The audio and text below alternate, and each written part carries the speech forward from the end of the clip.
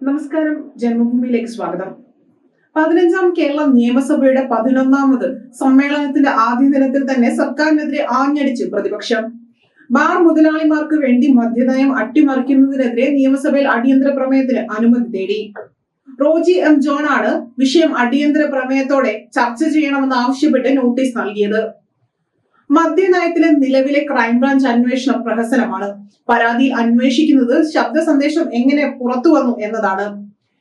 എല്ലാ തെളിവുകളും ഉണ്ടായിട്ടും എന്തുകൊണ്ട് അഴിമതി നിരോധന നിയമപ്രകാരം കേസ് എടുത്തില്ല? പണം പിരിക്കുന്നത് പ്രതിപക്ഷത്തിന് വേണ്ടിയല്ല, ആർക്കു വേണ്ടിയാണ് എന്ന് മനസ്സിലാവാത്തത് എക്സൈസ് വകുപ്പ് മന്ത്രിക്ക് മാത്രമാണ് എന്നും റോജി വിമർശിച്ചു. ടൂറിസം വകുപ്പ് എന്തിനാണ് എക്സൈസിന്റെ കാര്യത്തിൽ ഇടപെടുന്നത്? എക്സൈസ് വകുപ്പ് കൈകാര്യം ചെയ്യുന്നത് മുഹമ്മദ് റിയാസ് ആണോ എന്നും അദ്ദേഹം ചോദിച്ചു. ജനിക്കാത്ത കുഞ്ഞിന്റെ ജാതകം കുറിക്കുകയാണ് എന്നാണ് എക്സൈസ് മന്ത്രി പറഞ്ഞത്.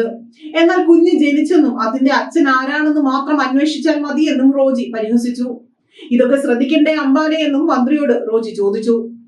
UDF സർക്കാരിന്റെ കാലത്തെ ബാർക്കോഴ ആരോപണത്തിൽ നിയമസഭയിൽ അന്നത്തെ പ്രതിപക്ഷ നേതാവ് VS അച്യുതാനന്ദൻ നടത്തിയ പ്രസംഗങ്ങൾ ഭരണപക്ഷത്തെ ഓർമ്മിപ്പിച്ചുകൊണ്ടായിരുന്നു അടിയന്തര പ്രമേയത്തിന് അവതരണാനുമതി തേടിക്കൊണ്ട് റോജി എം ജോൺ പ്രസംഗിച്ചത്.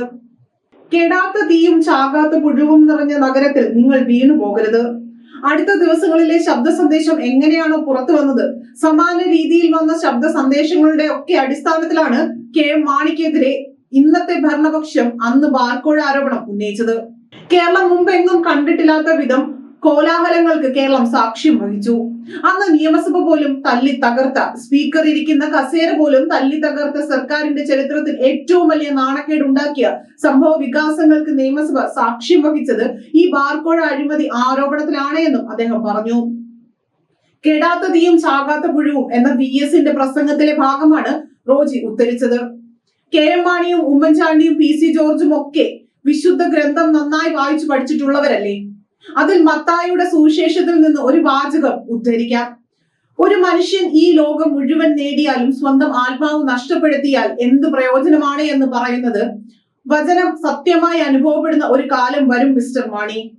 കെടാത്ത തീയും ചാകാത്ത പുഴുവും നിറഞ്ഞ നഗരത്തിൽ മാണി വീണുപോകുന്നത് എനിക്ക് ഓർക്കാൻ പോലും കഴിയുന്നില്ല. മുഖ്യമന്ത്രിയുടെയും മന്ത്രിമാരായ MP രാജേഷിനോടും മുഹമ്മദ് റിയാസിനോടും തങ്ങൾക്ക് പറയാനുള്ളത് ഇത് തന്നെയാണ് എന്നും റോജി പറഞ്ഞു.